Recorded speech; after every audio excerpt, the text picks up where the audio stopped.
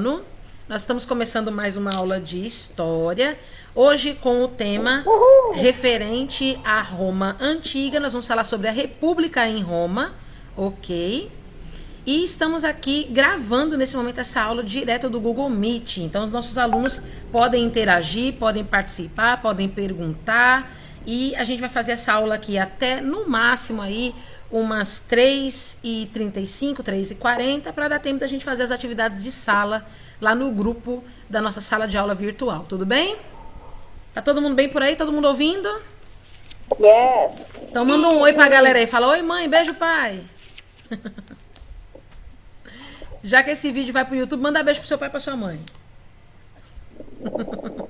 Ninguém quer mandar beijo, credo. Demônio você. Então vamos lá, gente. Ó, aqui na sua página 37. Tudo bem?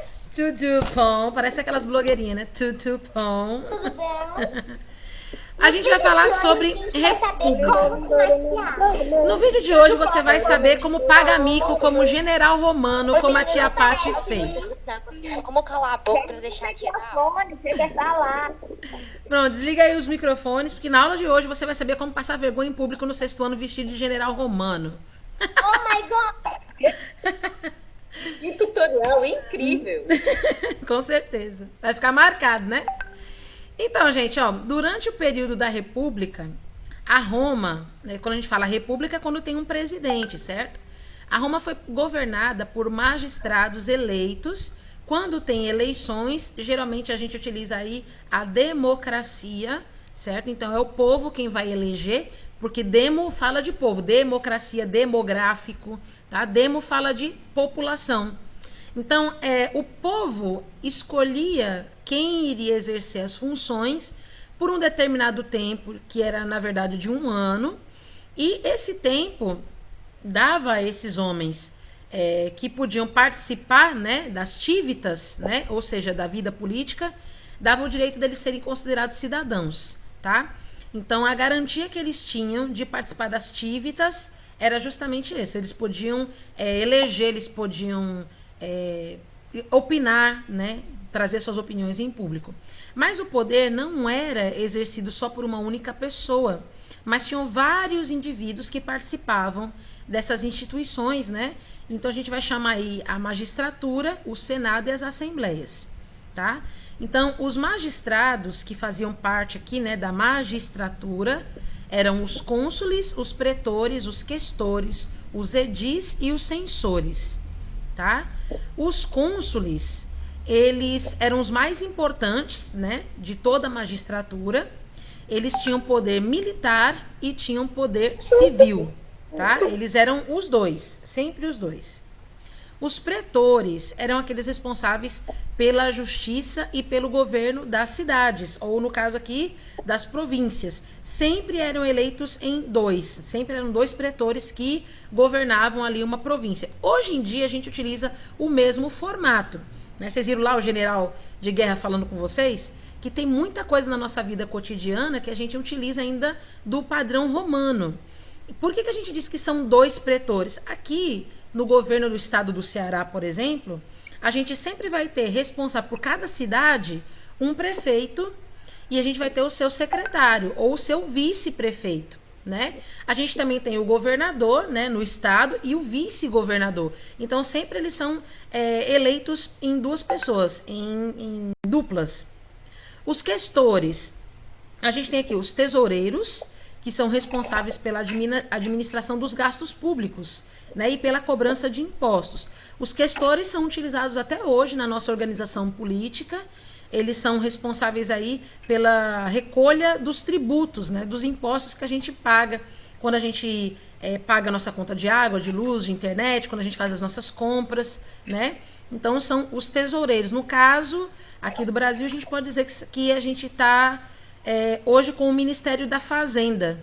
Então, o ministro da Fazenda, ele é o questor responsável pela arrecadação do dinheiro público. A gente tem as edis, ou no caso os edis, né, que são os encarregados de cuidar da infraestrutura urbana, como esgoto, rua, tráfego, abastecimento de água, né? Aqui são os prefeitos, tá? Os censores. Os censores são responsáveis por revisar aí a lista de senadores e elaborar o recenseamento dos cidadãos, classificando-os de acordo com suas posses. Aquele que faz o censo, sabe? É parecido aí com o IBGE, o Instituto Brasileiro de Geografia e Estatística, ele que faz o censo a cada 10 anos no Brasil. Então vamos dizer que os censores são parecidos com esse instituto que a gente tem, tá certo? Vamos passar agora para nossa página 38 e você desliga o microfone, viu? Então tá aqui, ó, o Senado, né? Desliguei. Ele era a instituição mais importante de Roma, porque ele era formado por 300 ex-magistrados. Então, eram pessoas que já tinham participado da política, mas que agora estavam ali com a oportunidade de ter um cargo acima. Eu posso subir de nível, né? Então, os senadores, eles consideravam que havia uma ameaça à república, né? Ou seja, quando a ameaça era trazida pela guerra, né? A guerra poderia tanto trazer aí morte de um líder e aí necessariamente ter que eleger outro, né? Ou esse novo eleito se tornar aí um ditador, né? E esse ditador aí mudar todas as leis e tudo que tinha acontecido. Então, a ordem da República Romana, ela vivia assim envolta em panos de guerra. Né? Então, se os senadores eles considerassem que existia uma ameaça à república, como uma guerra, por exemplo, eles colocavam uma pessoa de poderes mais fortes, uma pessoa de mais força, né, na liderança. Essa pessoa era chamada de ditador. Mas por quê? Por que o quê? Por quê? Por que o quê? Deixa estar. Não, eu quero saber por que o quê? Por que é chamado república? Por que trocava de presidente? Por que chamava ditador? Me diz por quê? O que você quer saber? É esse daí que a senhora falou. Mas esse daí o quê? É isso que eu quero saber. Você quer saber quem são os senadores? Você quer saber o que é república? Você quer saber o que é o ditador? Pronto. Então, assim, como eu falei pra vocês lá no videozinho que eu mandei, lá no grupo, Roma vivia envolta num cenário de guerra. Por quê? Porque Roma, ela era uma grande nação conquistadora de territórios. Então, naquele período, né, da Roma antiga, quem é que era considerado mais poderoso? Não era quem tinha as maiores riquezas, mas era quem tinha a maior posse de territórios. E o território romano, ele foi muito expandido, ele cresceu tanto. Roma, ela saqueou, roubou e tomou posse de tantos territórios ao seu redor que ela levou tanto escravo para dentro do seu país que chegou uma hora que escravo era vendido a preço de banana, de tanto escravo que tinha. Era uma coisa comum. O incomum... A banana é o primeiro cara. Pois é, o incomum era você não ter um escravo dentro de casa naquela época. Você não tem escravo, então naquela época era assim. Então, o Senado, por ser a instituição mais importante de Roma, ela ficava... Assim, que mais pobre tinha, né? Que era o preço de uma banana. Não, quando eu digo assim, preço de banana é modo de dizer. É que o escravo ele era vendido muito barato. Porque tinha tanto... Uma pessoa, né? Mas é assim, é a lei da oferta e da procura. Se eu tenho um produto em grande quantidade, ele vai custar muito barato, porque é fácil de achar. Agora, quando eu tenho um produto que ele é muito difícil de ser encontrado, geralmente ele vai ter um preço mais alto. Então, é isso que acontece. Como aqui, por exemplo, aqui no Ceará. Aqui no Ceará, uma caixa de morangos, ela custa mais de R$8. Lá em São Paulo, porque tem a estação do morango, é muito fácil de comprar morango. Eu compro morango lá por R$5, R$4, porque é fácil de achar lá, porque... o clima de São Paulo favorece a produção de morango. E aqui não. Não dá para produzir morango aqui. Ele tem que vir de São Paulo para cá. Então, o escravo era mais ou menos isso. Quando tinha demais, ele era vendido muito barato. Então, como tinha esse clima, todas as nações vizinhas tinham medo de Roma. E ficavam sempre planejando alguns ataques para tomar, porque Roma era muito invejada. Roma era tão rica. Roma era tão grande. Roma era tão vistosa e tão, assim, crescente em ascensão o tempo todo, que as pessoas queriam, né, os vizinhos ao redor queriam tomar Roma para colocarem ali os seus impérios. Então, quando os senadores percebiam que alguma guerra estava se formando e queria fazer mal para a República de Roma, eles levantavam, eles elegiam, eles colocavam no poder uma pessoa mais forte, e essa pessoa era chamada de ditador. E ele tinha um mandato menor, ele não podia ficar no controle por 1 ano, ele só podia ficar no controle por 6 meses, certo? Esse ditador, né, a gente pode chamar de déspota também. Ele era um cara sangue frio. Se tivesse que matar, ele matava. Se tivesse que morrer, ele morria. Entendeu como é que é? Diga. E morreu. Era que os escravos na Roma Antiga era que nem no Brasil, que tinha, tipo, e as pessoas que eram diferentes tinham alguma coisa de escravo, ou só qualquer morador de outro reino invadido era escravo? Qualquer morador de outro reino invadido se tornava escravo, ou até um romano que não podia pagar as suas dívidas, ele também se tornava escravo. Então você podia ter escravo de 2 formas. Você não pagou a dívida, não consegue pagar, virava escravo, ou você era um prisioneiro de guerra, aí você virava escravo também, né? Podia ser moreno, branco, podia ter olho claro, olho azul, podia ser o que fosse, virava escravo. Ei, tia, eu tenho uma pergunta. Diga. Agora eu esqueci. Esse homem que faz o trabalho, né, de 6 meses, Uhum. mesmo que ele fosse bom e que ele fizesse o trabalho, ele ainda só durava 6 meses? Ele entrava no cargo com o nome de ditador. Então ele não ficava mais de 6 meses, né? Não creio no que vejo. É sério. E aí a Assembleia, que a gente viu aqui, ó, essa divisão aqui, ó, a gente já viu a magistratura, já vimos o Senado, agora a gente vai ver as assembleias.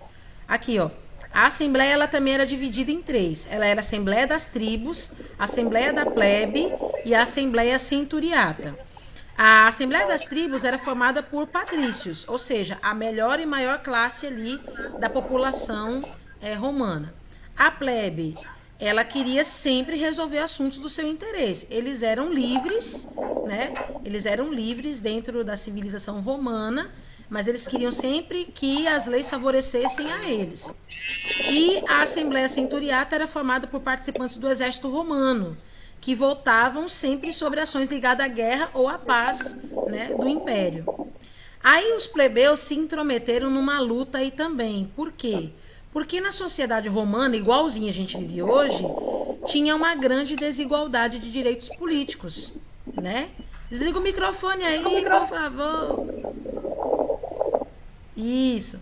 Então, como tinha muita desigualdade de direito político, que ficava sempre favorecendo aí os patrícios, e o mesmo acontecia na questão da economia, onde os plebeus não tinham direito à distribuição de terras, então eles começaram aí a exigir direitos iguais, né, ou mais ou menos ali parecidos com o dos patrícios, né? Então, o que acontecia? Todo mundo tá saindo? Oi? Todo mundo tá saindo. Quem que tá saindo? Saiu, né? Mas quem saiu pode entrar. Depois que foi aceito, pode entrar. Não precisa de permissão. Tá bom? Desculpa. Se você saiu porque o salário dela tá 88%. Pronto. Se você quiser sair, depois quiser voltar, não tem problema, porque você já foi aceito na reunião, você entra sempre de permissão. Tá bom? Então, com relação aos direitos sociais, né, acontecia fato semelhante, porque a riqueza estava concentrada na mão de poucos. Será que no Brasil ainda é assim? Tá vendo que a sociedade romana é muito parecida com a nossa hoje? Nós pegamos muito da sociedade romana, né? Então, também tinha a questão do direito de exercer a religião, né? Quem é que podia exercer a religião era somente os patrícios. Então, os plebeus não tinham direito à distribuição igualitária de terras, os plebeus também não tinham direito aí a direitos sociais igual aos patrícios, e eles também não tinham direito de exercer a sua religião.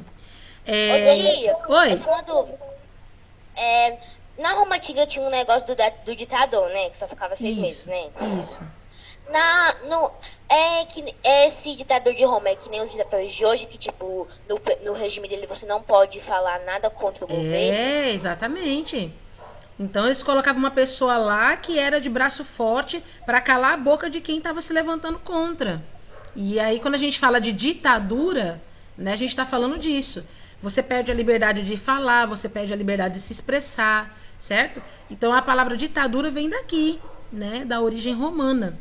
Foi que nem a ditadura militar que teve no Brasil. Exatamente. A gente sofreu uma ditadura aqui no Brasil. Vocês vão estudar sobre a ditadura brasileira no 9º ano. E Nossa, mas tá longe.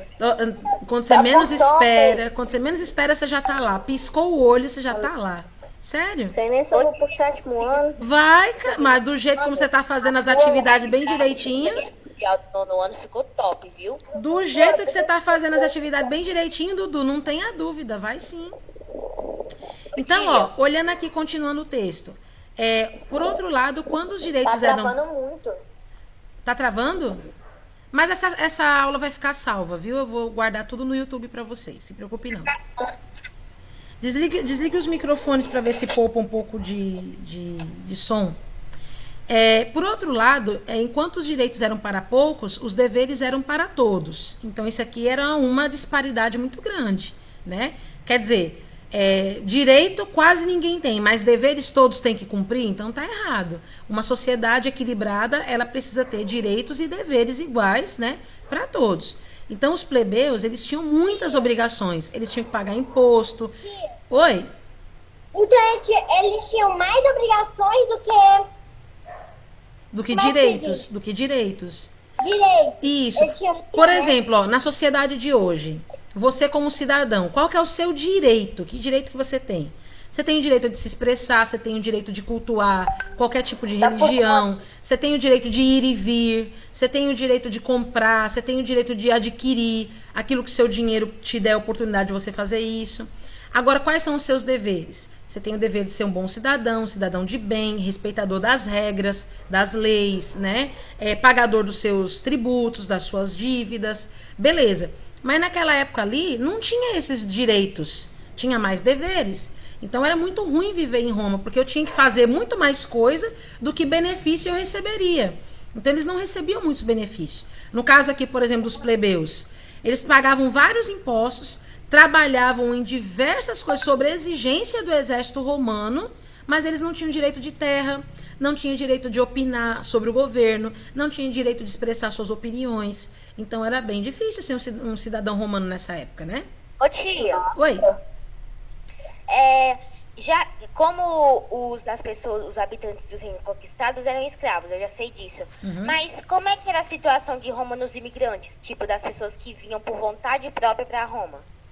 Então, quando eles vinham de vontade própria para Roma, alguns deles se tornavam até cidadãos romanos, naturalizados, dependendo do seu nível de riqueza, né? Do seu nível econômico.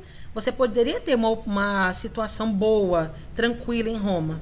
Agora, quando você vinha de outra localidade, você era livre, né? E você não tinha grandes posses, você se tornava parte da classe dos plebeus, né? O plebeu é um cidadão livre, né? Mas ele não tem muitos direitos.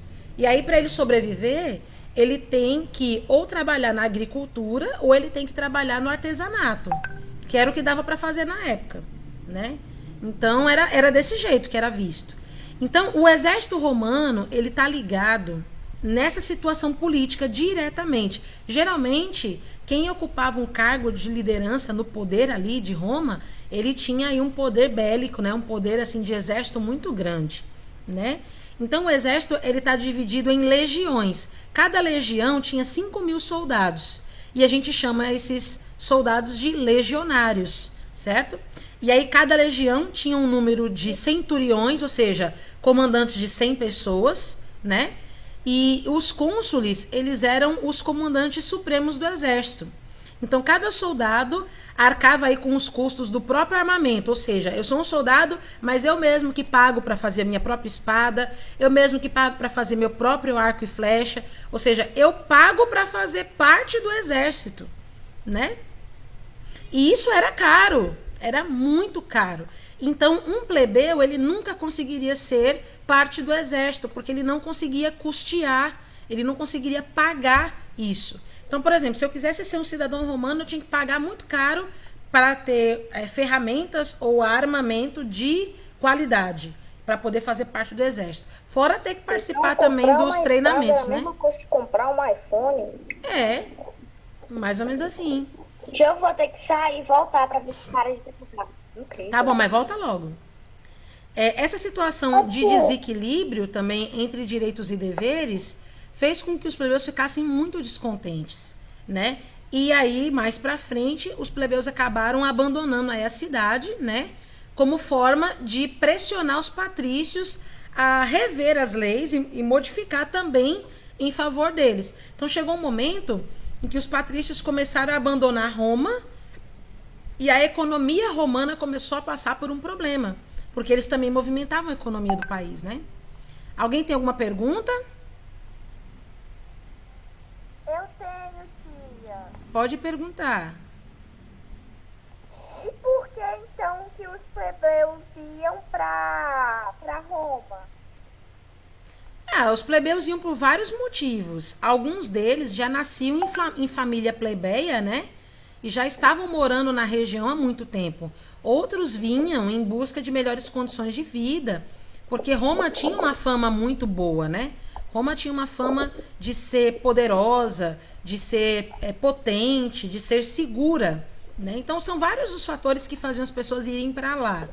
Mas, quando eles começaram a ver que a política de Roma não favorecia os plebeus, eles começaram a entrar aí numa situação de choque com as leis que estavam sendo impostas sobre eles.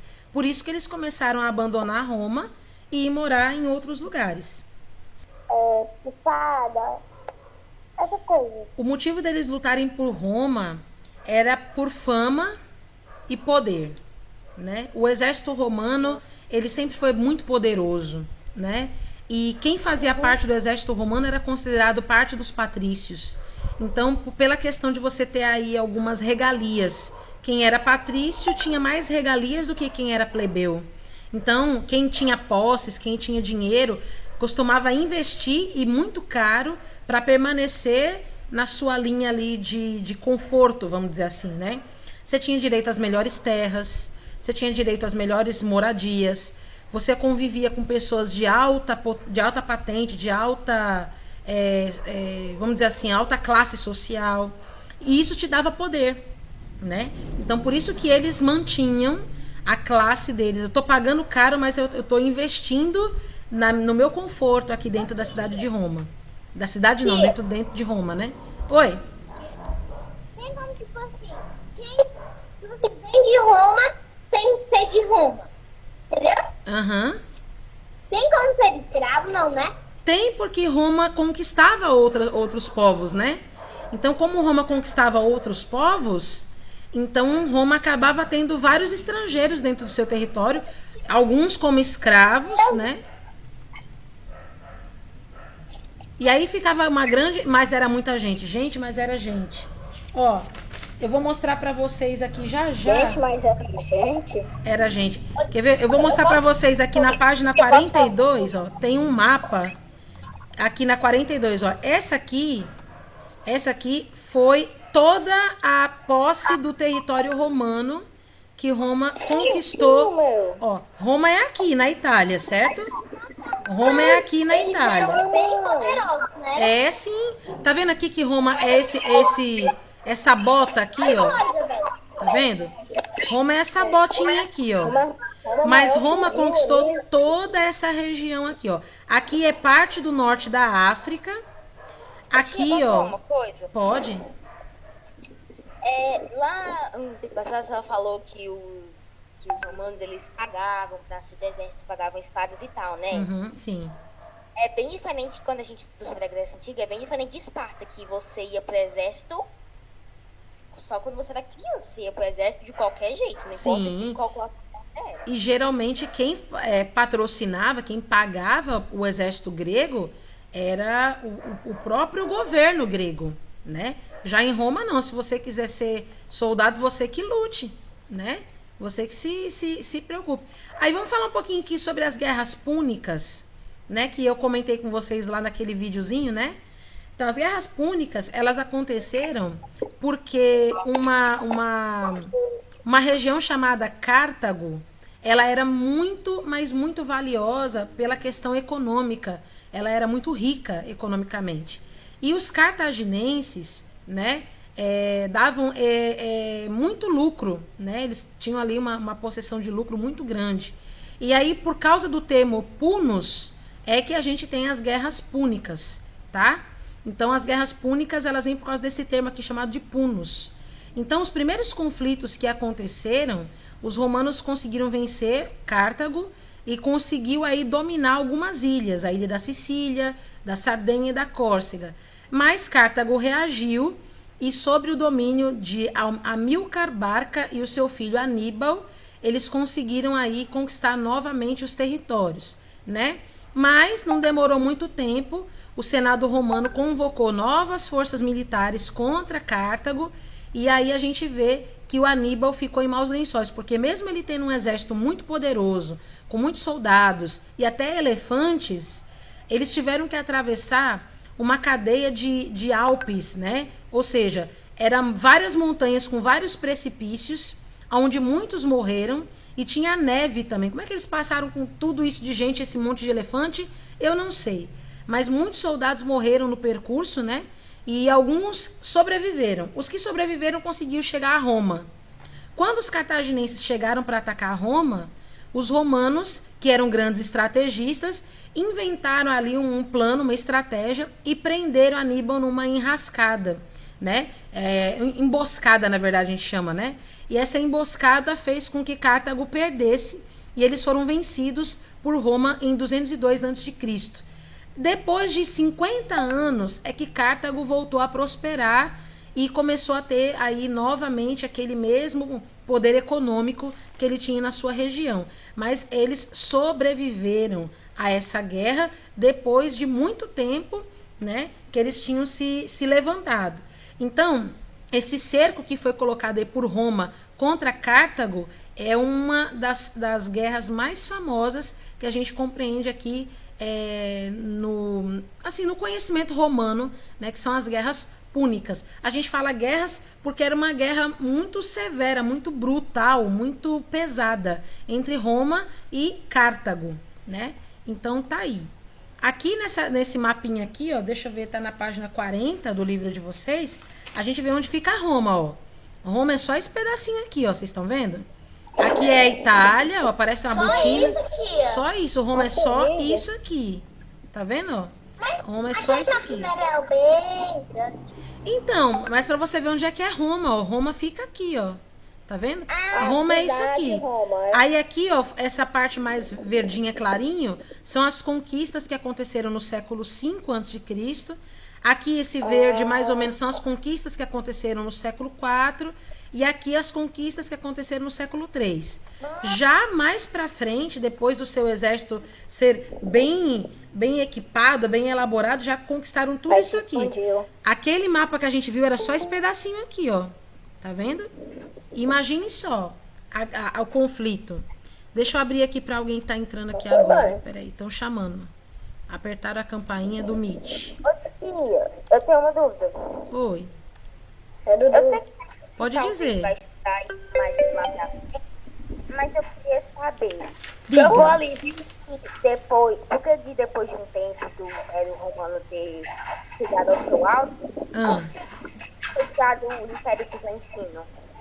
Então, o Império Bizantino, vamos dizer que se Roma fosse um Pokémon, né, ele iria evoluir para o Bizantino, certo? O Império Bizantino é uma evolução do Império Romano. A gente vai estudar isso daí também. Entendi a referência. Entendeu? Pronto. Tá. Então, Roma não vai ficar ganhando para sempre.